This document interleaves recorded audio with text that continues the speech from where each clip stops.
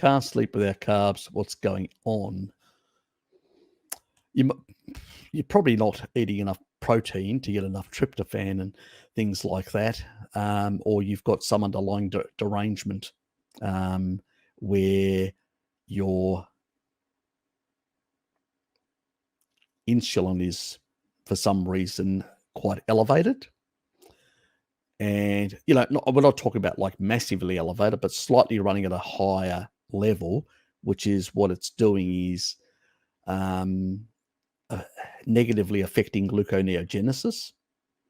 And by negatively affecting gluconeogenesis, it's making it much harder, and sort of carbs sort of correct it, but they don't fix the underlying problem, which is, you may have to go really strict for a period of time in that regard. Also taking a bit of... so what's your blood sugar levels in the evening before you take the carbs?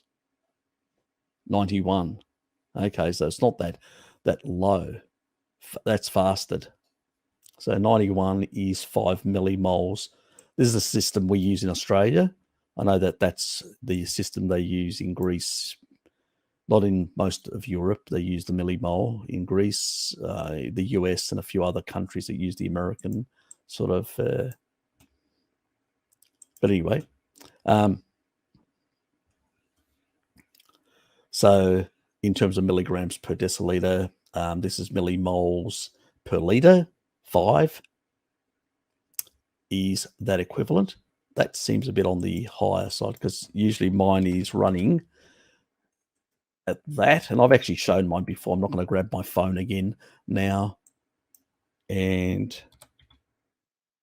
the highest I've had is 77 in a fasted state.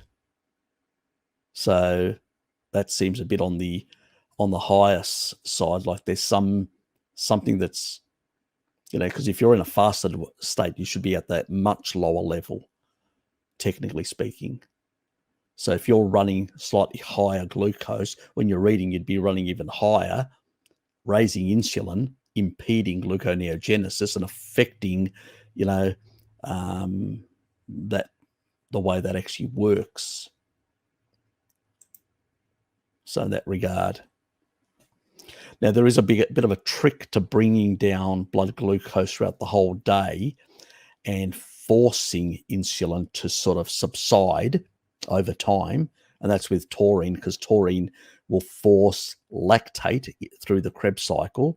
It will not allow for any excess glucose or, in terms of lactate or any other precursors to be recycled back into glucose.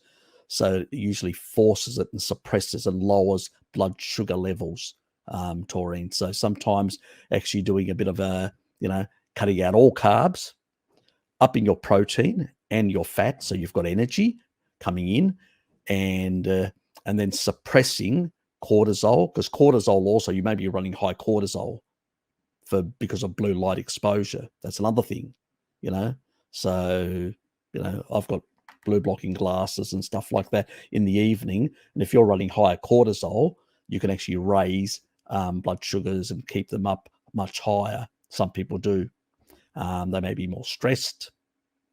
I don't know, Gabrielle, what situation you're in and what your life's like and all that. But that's another, high cortisol, running high cortisol could be an issue. You may be not getting enough protein to provide the nutrients that actually can normalize cortisol. So there's a whole lot of things. Usually it's people just under eating protein. I find once they eat more protein, it usually resolves the problem. But if it's not that, we can always correct that and force cortisol levels to a lower level. But you need to then look at a whole lot of exposures. Have you got any stresses in your life? And that's not only basically like family pressures, but environmental exposures that could be stressing your body, like putting a lot of strain on, like pathogens, chemical exposures. It could be a lot of things that could be driving your stress levels and pushing up your cortisol levels and pushing up your blood glucose levels. So, and then you've got, because you get the bit of the overcorrection by slightly insulin, but you've still got that elevated cortisol level. It's sort of, you have these ups and downs, which really causes sort of irregular sleep patterns. So there can be a lot of derangements. Sometimes, people that have had COVID and had long COVID symptoms, they can actually end up with insomnia and stuff like that.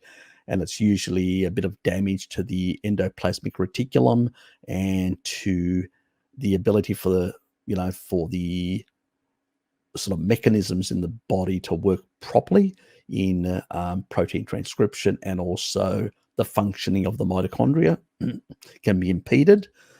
So and that's another issue in itself. So I don't know whether you've been exposed to COVID. So that could be another issue that could be, and one way of dealing with that is vitamin D, and moving up from the standard that I recommend, which is about 5,000 I use, up to 10,000 I use for about 6 months or more, and taurine levels up to 10 grams, but you have to pace yourself slowly you don't go rapidly up to, so your body can adjust, because it is an osmolyte and does regulate fluids and minerals. So we need to adjust slowly, not rapidly.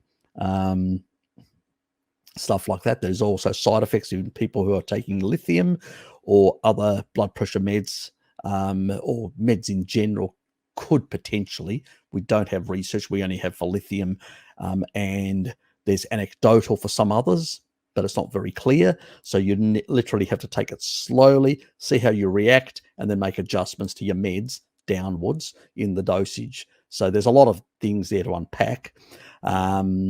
But if you I don't do consultancies. I used to. I just don't have the time. I've got a day job.